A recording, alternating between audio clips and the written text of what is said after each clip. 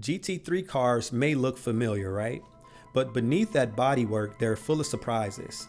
Some have air conditioning, many can lift themselves during a pit stop, and GT3 doesn't mean what most beginners probably think. So today, here are 10 facts that'll change what you notice the next time you watch a race. Let's get into it. Let's begin with the name.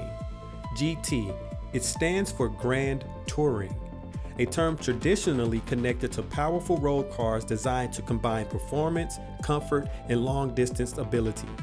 The number 3 identifies the racing category in its rule set. It doesn't tell you the engine size, number of cylinders, or how many doors the car has. So in simple terms, a GT3 car is a Grand Touring race car built and approved to compete under GT3 regulations. Fact number 2. Did you know modern GT3 started in 2006? Yeah, modern GT3 racing is younger than some people realize. The category was introduced for competition in 2006, with its first dedicated championship beginning at Silverstone. That inaugural event attracted more than 40 cars representing 8 manufacturers. The original idea was to take existing sports car models, balance their performance, and give independent teams and amateur drivers a more accessible way into international GT racing. What began as a European championship eventually developed into one of the most widely used racing platforms in the world. Fact 3.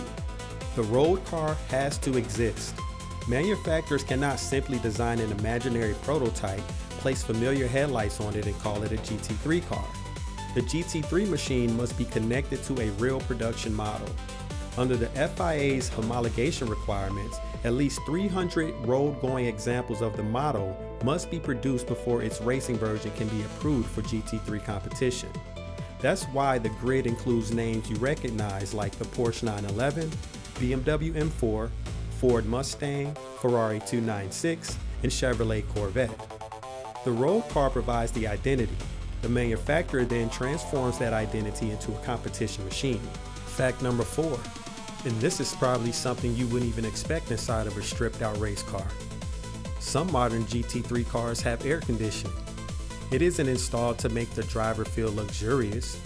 During a long endurance race, heat inside the cockpit can affect concentration, reaction time, and physical performance. The Porsche 911 GT3R, for example, has used an air conditioning system connected directly to the driver's seat and helmet. So even though the interior looked brutal and mechanical, engineers still have to keep their driver functioning for hours at a time. Number 5.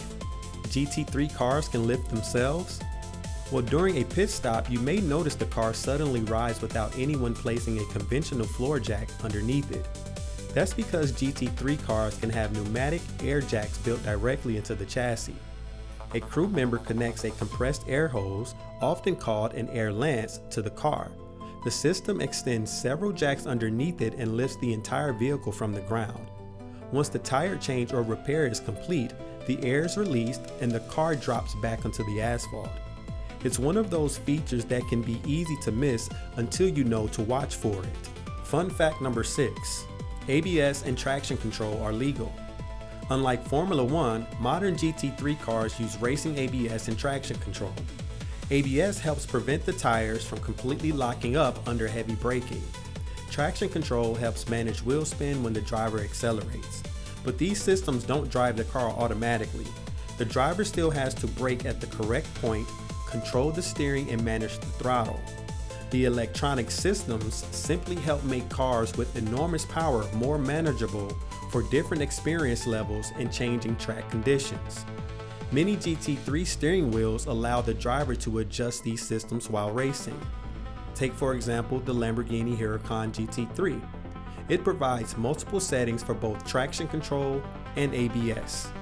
Fact number 7. The steering wheel is a command center. A GT3 steering wheel does much more than change direction. Depending on the car, its controls can operate the radio, pit lane speed limiter, headlights, windshield wiper, dashboard pages, drink system, traction control, and ABS. The driver may need to change these settings while racing at night, moving through traffic, or approaching the pit lane. One incorrect button press could cost time or create a penalty. So when you see a steering wheel covered with colorful buttons and rotary switches, those controls aren't for decoration. They allow the driver to manage most of the car without removing both hands from the wheel. Fact number 8. The seat may stay still while the pedals move. In many modern GT3 cars, the racing seat is securely mounted inside the safety structure. Instead of moving the entire seat for different drivers, the pedal box and steering column can be adjusted. Teams can also create personalized seat inserts that helps drivers of different heights and body shapes fit securely inside the same cockpit. That becomes especially important in endurance racing where several drivers may share one car. The setup must allow every driver to reach the controls while remaining properly positioned inside the harness, racing seat, and head protection system. Fact number 9. Each wheel uses one large center lock nut. Most road cars secure each wheel with 4 or 5 individual lug nuts. GT3 cars typically use one large center lock nut. During a pit stop, a mechanic uses a powerful pneumatic wheel gun to remove that single nut, change the wheel, and secure the replacement. Combined with the built-in air jack system, this allows a trained crew to change 4 tires extremely quickly. The wheel still has to be aligned and tightened correctly. Saving time means nothing if the wheel isn't properly attached when the car leaves the pit box. Lastly, fun fact number 10, an Evo isn't always a completely new car. You've probably seen names such as the McLaren 720S GT3 Evo, an Audi R8 LMS GT3 Evo 2, or the Lamborghini Huracan GT3 Evo 2. In GT3 racing, Evo normally means evolution. Instead of immediately replacing the entire platform, a manufacturer can develop an improved, upgraded package for an existing GT3 model. These changes may improve aerodynamics, cooling, durability, drivability, or the ease of servicing the car. Manufacturers can sometimes offer the package to teams that already own the previous version. That allows an existing GT3 car to receive important improvements without the team purchasing an entirely new machine. And because of the balance of performance, an Evo package isn't automatically about gaining unlimited horsepower. It may be more valuable because it makes the car easier to operate consistently. And again, that's what makes GT3 so interesting.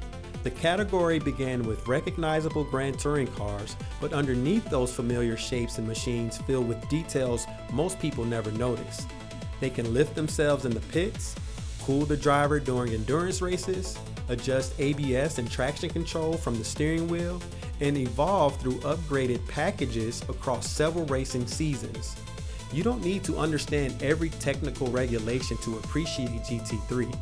Sometimes knowing what to look for is enough to make the next race more interesting. So the next time you watch GT3 racing, look beyond the big wing and the sound. Watch the car rise during the pit stop. Look at the huge single wheel nut and the steering wheel adjustments and all the details designed to help multiple drivers survive in an endurance race. So tell me, which one of these facts surprised you the most? Let me know in the comments below and tell me, what part of GT3 racing should I break down next? Like and subscribe.